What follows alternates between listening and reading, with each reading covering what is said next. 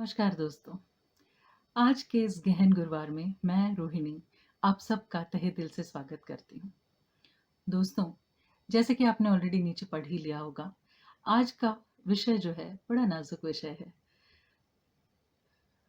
अपने माँ-बाप को माफ़ कैसे करें? तो दोस्तों इसी विषय पे मैंने अभी कुछ दिन पहले इंग्लिश में एक वीडियो बनाया था। उसमें कई सवाल आए थे आप लोगों के, हिंदी में भी हैं, इंग्लिश में भी है, इसीलिए मैं ये दोबारा हिंदी में रिपीट कर रही हूँ सेम टॉपिक। कई बार हम सोचते हैं या हमें लगता है कि हम सारी दुनिया को माफ़ कर सकते हैं, लेकिन हम अपने माँ-बाप को माफ़ नहीं कर सकते। उन्होंने हमारे साथ बहुत गलत किया। तो दोस्तों, यही विषय है जो आज आज यहाँ पर मैं उसकी चर्चा करना चाहती हूँ। ज़रा समझें तो, ये क्यों होता है? और अगर हम इससे डील कर पाएँ, तो क्या हमारी ज़िंदगी में थोड़ा बहुत परिवर्तन आएगा? क्या हमारी ज़िंदगी में थोड़ा बहुत बदलाव आएगा? आइए देखते हैं। तो सवाल इस तरह के थे कि अपने माँ-बाप को कैसे माफ़ करें? माँ-बाप को क्यों माफ़ करें? उन्होंने तो हमारे साथ बहुत बुरा किया है। और एक और नया सवाल जो आया है, जो मैं एंड में इस वीडियो के एड्रेस करना चाहती हूँ कि वो अभी भी कुछ लोग अपने अ, 30 30 साल की उम्र में हैं या 40 साल की उम्र में हैं या 50 साल की उम्र में हैं और उम्र के हैं और फिर भी उनके माँ-बाप उनकी ज़िंदगी में इंटरफेयर करते हैं, हस्तक्षेप करते हैं। तो उन्हें उससे भी उनको बड़ा गुस्सा आता है कि कैसे हम उनसे डील करें। तो ये एक नया सवाल जुड़ गया है माँ-बाप को माफ़ करने के टॉपिक के साथ। सो दोस्तों, थोड़ा-सा शुरू में एक विषय पे चर्चा करना चाहती हूँ। ये जो माँ-बाप को माफ़ करने वाला टॉपिक है, इसमें तो हम हम उन्हें इसलिए नहीं माफ़ कर रहे हैं कि चलो जाओ छोड़ो माफ़ कर दिया टाइप्स। नहीं दोस्तों, हमें इस तरह से तो माफ़ करने पे हम माफ़ कर ही नहीं रहे हैं बेसिकली। उसे हम और ज़्यादा अपने अंदर जो भाव है ना उनके प्रति, उसको बढ़ावा दे रहे हैं। अब आप लोगों से एक विषय पे चर्चा करना चाहती हूँ दोस्तों। देखिए, आपकी ज़िंदगी में कोई एक टोटल स्ट्रेंजर होता है। वो आपके साथ कुछ ऊँच-नीच करके, कुछ उल्टा-सीधा बोल के या बुरा व्यवहार करके निकल जाता है। आप उसको तो माफ़ कर देते हैं आसानी से। क्यों? क्योंकि उसकी आपकी लाइफ़ में कोई अहमियत नहीं है ना। उसकी कोई अहमियत ही नहीं है आपकी ज़िंदगी में, तो उसे माफ़ करना बहुत आसान है। फिर हो सकता है आपके आउटर सर्कल में, हो सकता है वर्क प्लेस में जो लोग ज़्यादा मैटर नहीं करते हैं, उन्हें माफ़ करना ज़्यादा आसान आसान होता है।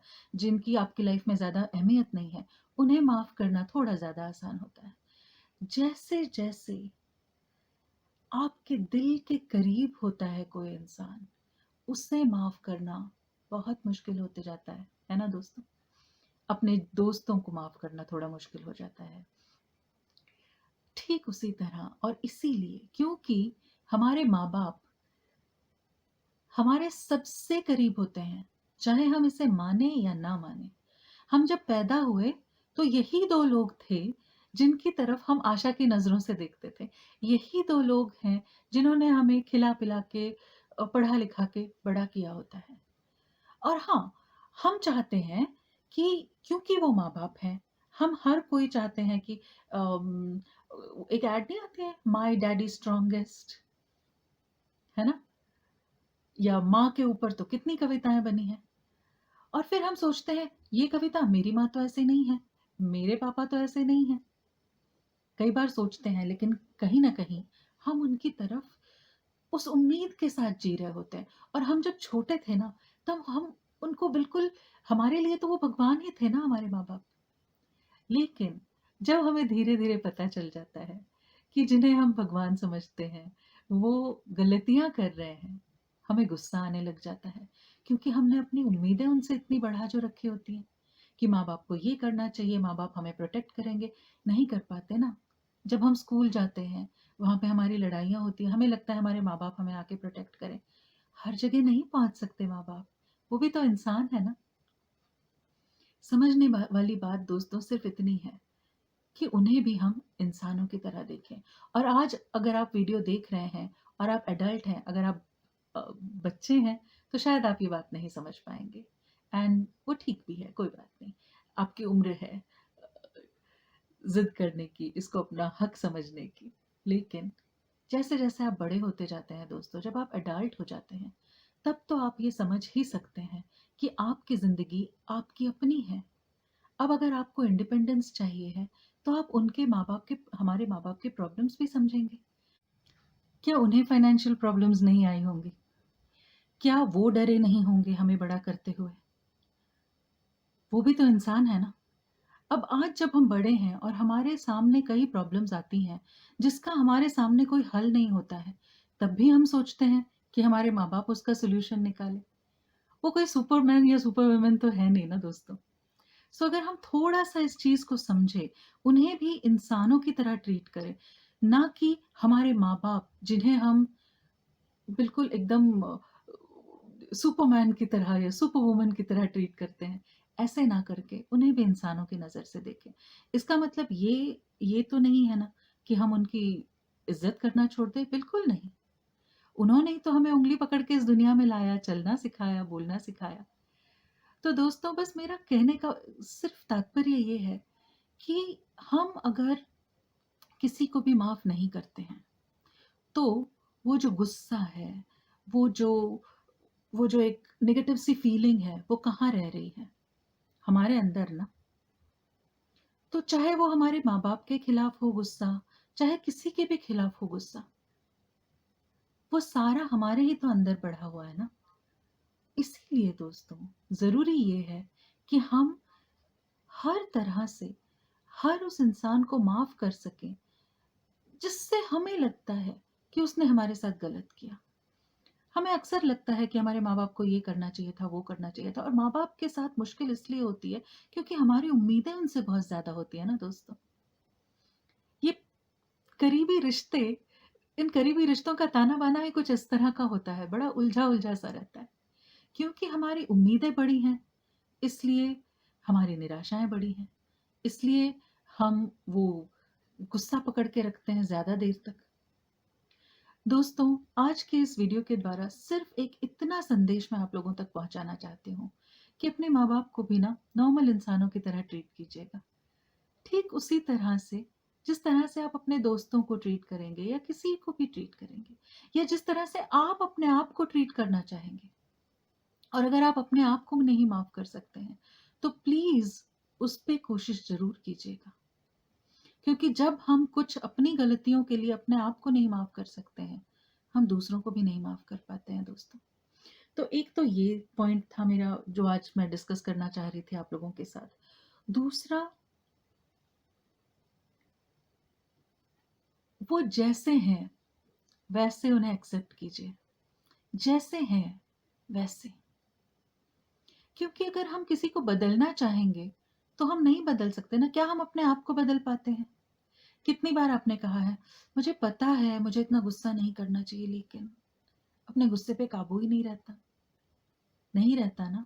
जब आपका अपने आप के ऊपर काबू नहीं रहता है, तो आप दूसरों के ऊपर काबू पाने का विषय कैसे सोच सकते हैं?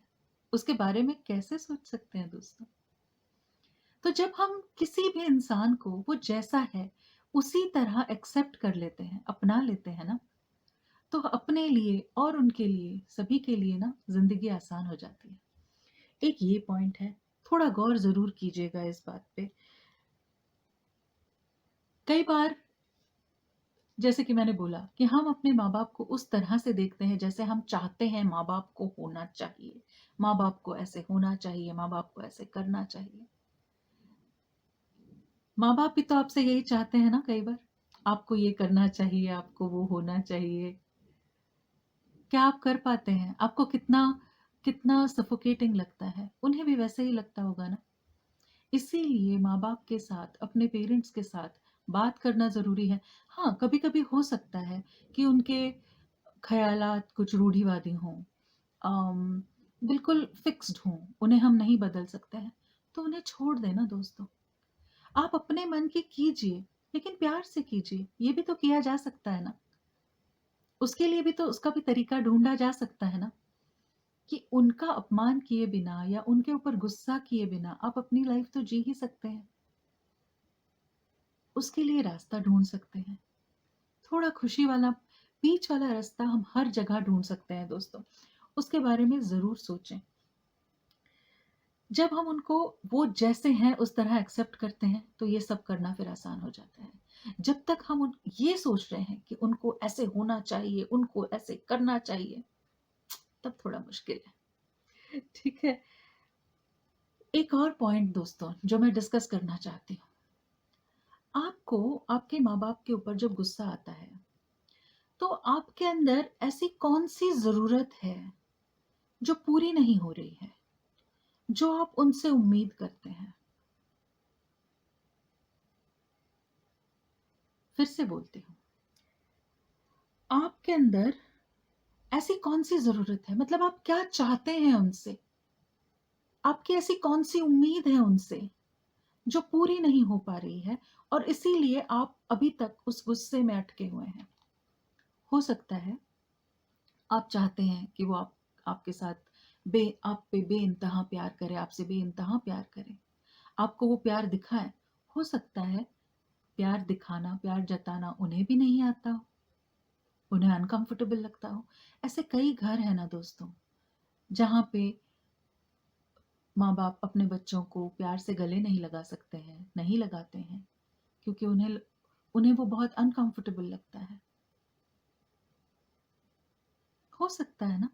और शायद आप में ये कमी रह गई हो, आपको आप ये चाहते हैं, आपके अंदर का वो बच्चा आज भी वही प्यार पाना चाह रहा है आपके पेरेंट्स से।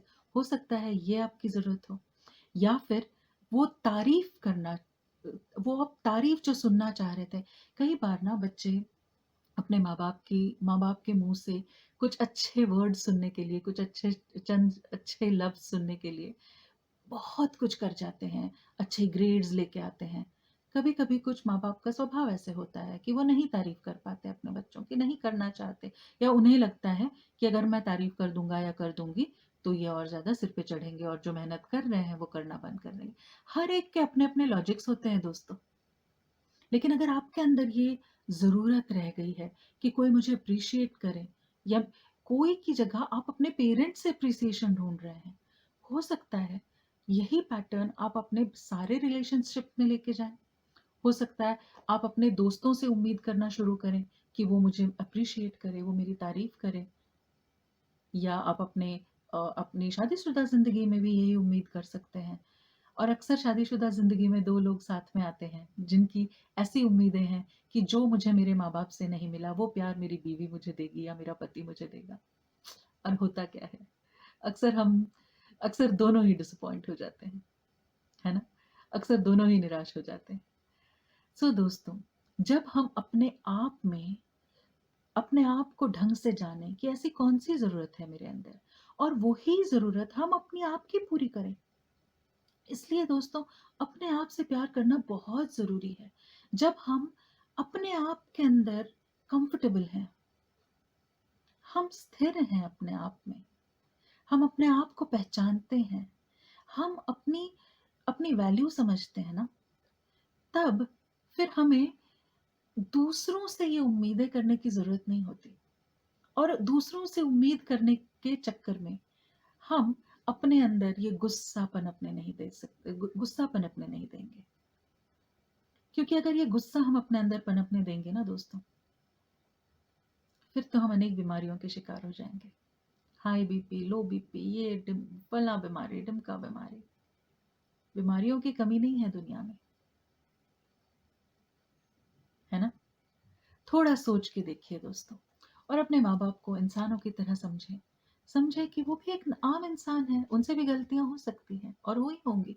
और हाँ, अगर आपको लगता है कि उनके विचार आपके विचारों से मेल नहीं खाते हैं, तो आप अब अगर एडल्ट हैं तो कुछ बाउंड्रीज बना लीजिएगा, कुछ चीजें उनके साथ शेयर कीजिएगा, कुछ मत कीजिएगा, लेकिन अच्छाई रखिए। दोस्तों, जब हम प्यार से रिश्तों को सींचते हैं ना, वो रिश्ते मधुर हो जाते हैं, अपने लिए भी और सबके लिए।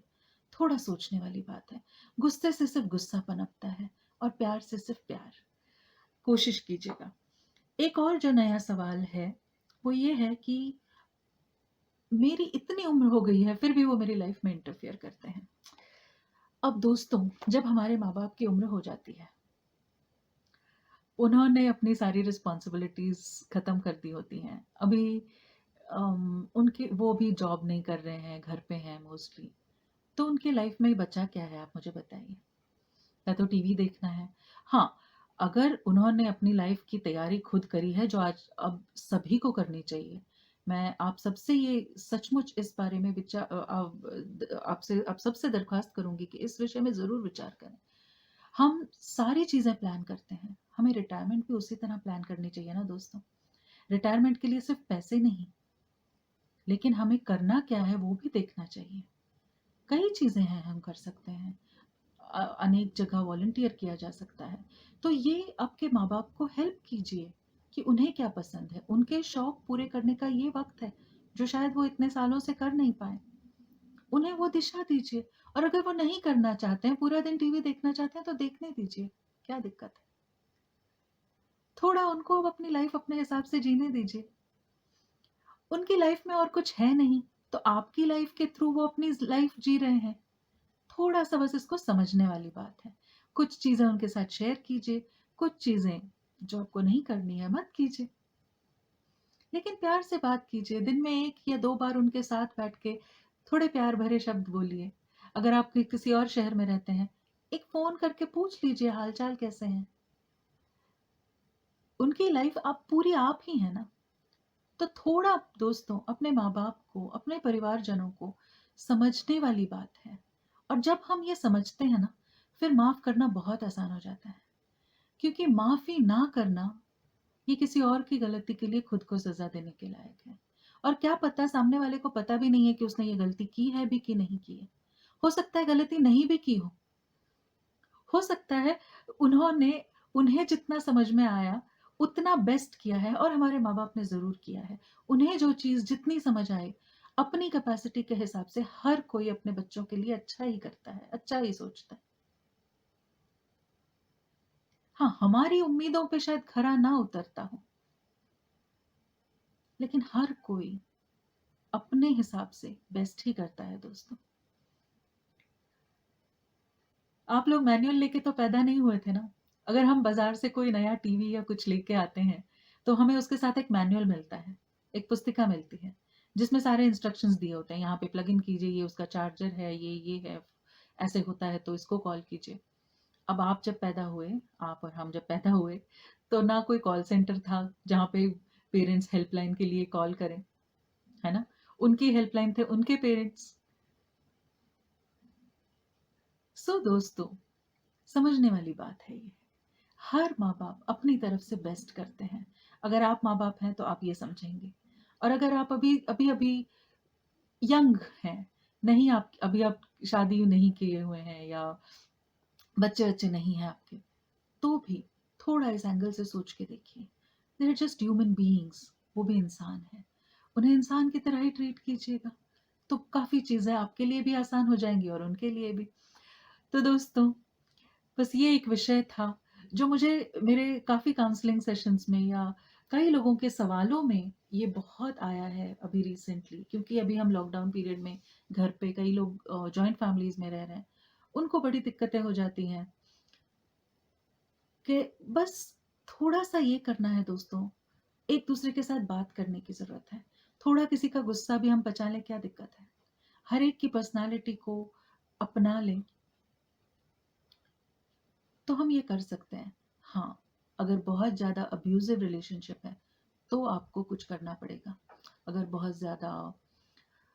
बहुत ही ज़्यादा तानाकसी हो रही है, या मारपीट हो रही है दोस्तों, तो आपको जो ज़रूरी है, वो कदम उठाने पड़ेंगे। अगर इमोशनली आपको बहुत अब्यूज़ होता है, तो आप अपने आप को इतना स्ट्रॉन्ग बनाएँ, या किसी तरह से आप अगर उस जगह से हट जाएँ, अपने आप को अलग कर पाएँ, तो ज़रूर कीजिएगा। आपको तरीके ढूँढने होंगे दोस्तों, और सबसे पहले उन्हें माफ़ करना होगा। लोगों को माफ़ ना करना, ये अपने हाथ में जलता कोयला लेके उम्मीद करना है कि दूसरे का हाथ जल जाए। अपना हाथ मत जलाइए दोस्तों। हर चीज़ का हल है, प्यार से ढूँढिए, मिल जाएगा। Thank you so much. उम्मीद करती हूँ ये वीडियो आपके कुछ काम आया हो। आई नो थोड़ा नाज़ुक विषय है, लेकिन है ज़रूर, और अक्सर हम सबके घरों घरों में होता है ये विषय। सोचिएगा ज़रूर इस बारे में, और अपने घर वालों के साथ मधुर संबंध बनाइएगा, अपने बच्चों के साथ, अपने बड़ों के साथ। नमस्कार दोस्तों। नीचे ज़रूर कमेंट कीजिए आपको ये वीडियो पसंद आया हो तो, नहीं पसंद आया हो तो भी बताइए मुझे, तो अगली बार मैं कुछ सुधार कर सकती हूँ इसमें। अगर आपको लगता है कि इससे किसी के रिश्ते बच जाएँ, तो उन लोगों के साथ ये शेयर कीजिएगा और फिर मिलते हैं दोस्तों। तब तक के लिए प्लीज़ स्वस्थ रहिए, सुरक्षित रहिए, खुश रहिए और खुशियाँ फैलाइए। नमस्कार।